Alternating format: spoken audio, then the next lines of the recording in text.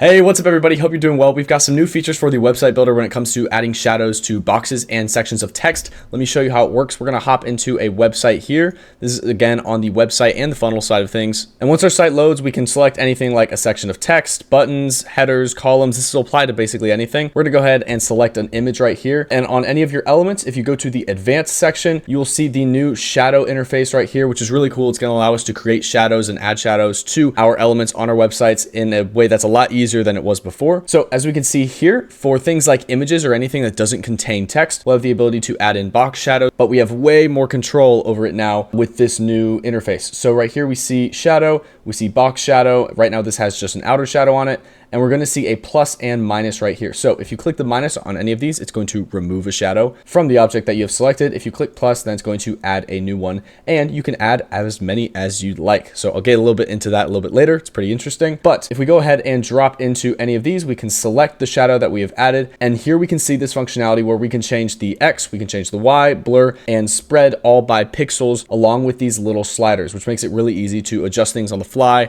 And you can actually see in real time as these things change on the left-hand side. So just so you can see the shadow on this image a little bit easier, I'm going to change this shadow to a bright red. You can see it pop in right there. And then we're going to increase the blur so you can see it a little bit better. And then as you can see, as you change this, let's say we increase the X a little bit, you'll see it move over to the right. If we decrease the X, we'll see it move over to the left, and as you would expect. So this gives you a lot of functionality to move things around very quickly, change all the settings until you get to a place that you would like. For this one, we're going to change it back to a gray shadow so it actually looks pretty good. And then once you are happy with how your shadow looks, then you can go ahead and click save and you'll be good to go. Now what we just did was create an outer shadow. We have abilities to create outer and inner shadows, and I'm going to show you what those look like now. If we go ahead and click a different element, let's say this headline, and we head to the advanced section, we'll see the same option for box shadows and then also text shadow because this element contains text. We'll get to text shadows in a second. If we click plus on the box shadow side of things, you'll see right here at the top, as you saw before, the ability to select an outer shadow or an inner shadow. And you can see what each of those look like on this element. We're going to go ahead and increase the spread and the blur a little bit. So you can see that's what an inner shadow is going to look like on an element, and this is what an outer shadow is going to look like on an element. Now, as we said before, you can also add multiple shadows, and yes, that means you can have outer shadows and inner shadows combined. So if we have an outer shadow like this,